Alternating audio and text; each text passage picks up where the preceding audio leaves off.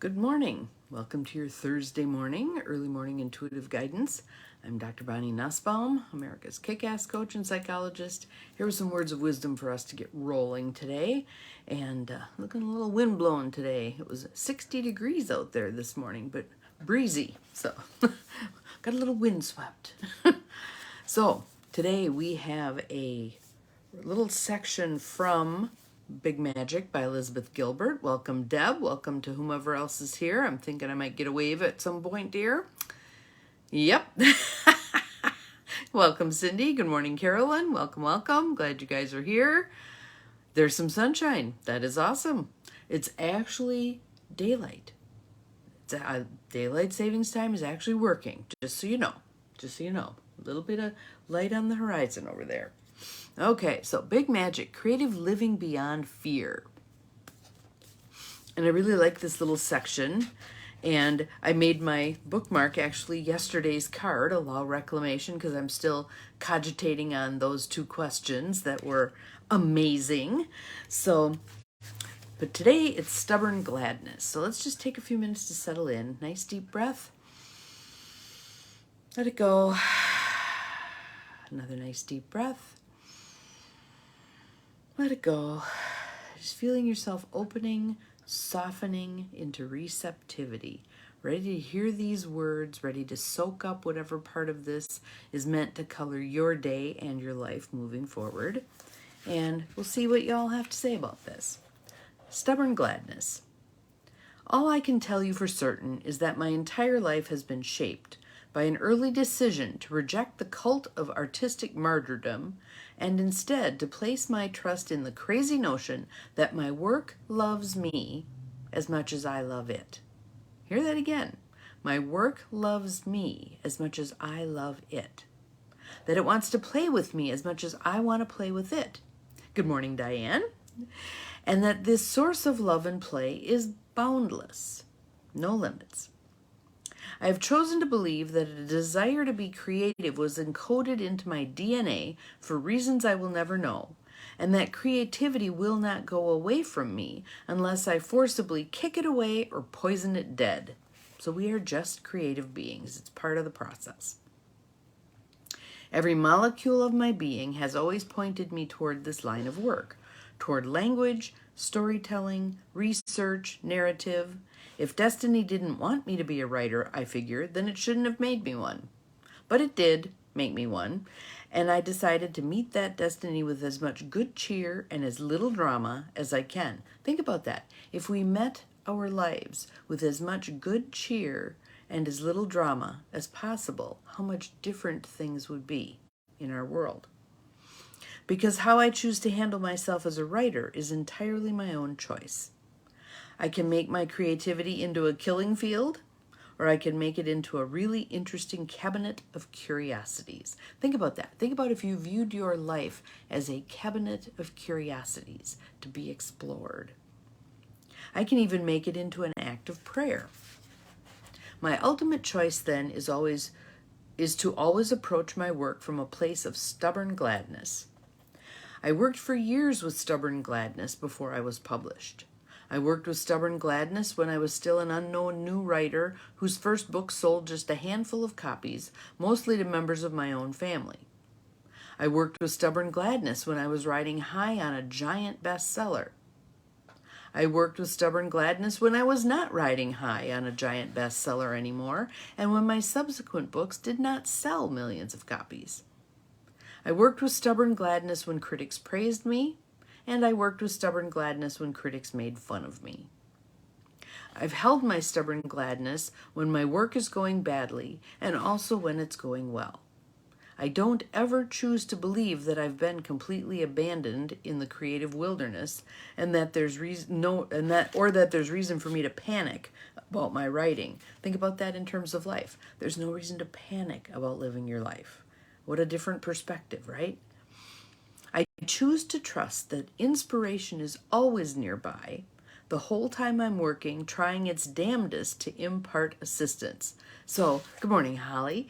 It's like inspiration's knocking on the door. Hello, hello, hello, are you there? Sometimes we're not paying attention. Sometimes we're off on a different endeavor and we don't pick up on the knock, etc., etc. But it's still knocking. It's just that inspiration comes from another world, you see, and it speaks a language entirely unlike my own. So sometimes we have trouble understanding each other. But inspiration is still sitting right there beside me, and it is trying. Inspiration is trying to send me messages in every form it can. Through dreams, through portents, through clues, through coincidences, through déjà vu, through kismet, through surprising waves of attraction and reaction, through the chills that run up my arm, through the hair that stands up on the back of my neck, through the pleasure of something new and surprising, through stubborn ideas that keep me awake at night, whatever works. Inspiration is always trying to work with me, so I sit there and I work too. That's the deal. I trust it, it trusts me. So, what grabbed you out of that? What grabbed you out of that? For me, what grabbed me was that idea that it doesn't always have to be bells and whistles, sunshine and roses, blah, blah, blah. We merely show up for this life. We merely show up. Okay, I got up this morning. Good step one. Good step one. I've made myself my cup of coffee. Good step two. You know, one step after another. Just keep putting the feet out there. That's all that's required. Then, when we want to fluff it up a bit, we can open our eyes up to that inspiration. Open our eyes, open our ears, open our hearts, open our souls, whatever we need to open up. But open it up so that the inspiration that, again, is coming from the other world, is speaking a different language, can somehow connect with us. Yesterday, I felt motivated. Let me grab them. Hang on. To grab some leaves from my brother's yard. I just was struck by how bright they were. I mean, they were beautiful colors. They don't show up very well on here, but they were just beautiful colors. And I thought, those can be some inspiration. I'm just going to set them. I got them sitting in the same place that I have some lichens and some berries from a vine outside. And now there's leaves. And of course, there's the pile of rocks. There's always the pile of rocks. Good morning, Beth. Welcome, welcome. But there, and good morning to whoever has slipped past as I was flailing here. But the whole idea of big magic is there's all of this inspiration, intuition, guidance, beauty, etc. going on around us if we choose to pay attention to it. If we choose to pay attention to it. I need to greet each day with joy, even if I'm in a difficult time. Absolutely, absolutely. Like when she says she writes, even when it's going badly. You know, sometimes it just does go badly. People talk about the chaff that they create as artists before the wheat happens. My son loves posting pictures of the things that didn't work as a potter. What are the things that just get you moving in this regard? It might be, like for me, colors. Colors are a thing that really get me jazzed up and moving. So I have like 4 or 5 bins, Rubbermaid totes, of paper for card making or for scrapbooking, whatever I choose to do, or other things, whatever I choose to do with it. But I love the paper because I love all those colors. Colors grab me. If you want to make me happy, oh, I just saw the cutest thing too. If you want to make me happy, put me in the paint section with all those paint chips. Oh, those are so cool. But I saw the coolest costume. It was a woman, and she won best costume for it. It was 50 Shades of Grey, and she had all the little paint strips of gray on her sweater. I thought that was kind of fun. Very creative. Very creative. So what about for you? Very creative. When do you feel creative? When do you allow creativity? In what form does it come forth? What forms have you shut down? What things were you told at some point? You're not any good at this, so don't do this. One that I see with a lot of people is singing. Yes, exactly. When he shakes, his front feet come off the ground, his flues go flying. It's pretty interesting. But I think what that shaking does is it actually recalibrates his brain and calms him down. So he shakes often. He's a drama dog. But what about for you? What are the ones that you've shut down? One that I've seen that many people have shut down is singing. Somewhere along the line, someone told them they didn't sing well and they should keep their mouth shut, or they couldn't carry a tune in a bucket, or blah, blah, blah. No, if you want to sing, sing. Sing at the top of your lungs. Sing in the car with the windows closed. If that feels okay to you, do it anyway. Somewhere along the line, we had this mistaken idea that if we aren't great at something, we can't do it. Garbage, garbage, garbage, garbage. If you want to golf and you're a horrible golfer, you go golf. If you want to sing and you can't carry a tune in a bucket, sing anyway. Nobody gets to tell you not to do something simply because you're not great at it. How many people gave up things? Ice skating, bowling, tennis, running, singing, drawing, whatever, because they were told they weren't going to be world class. Who cares?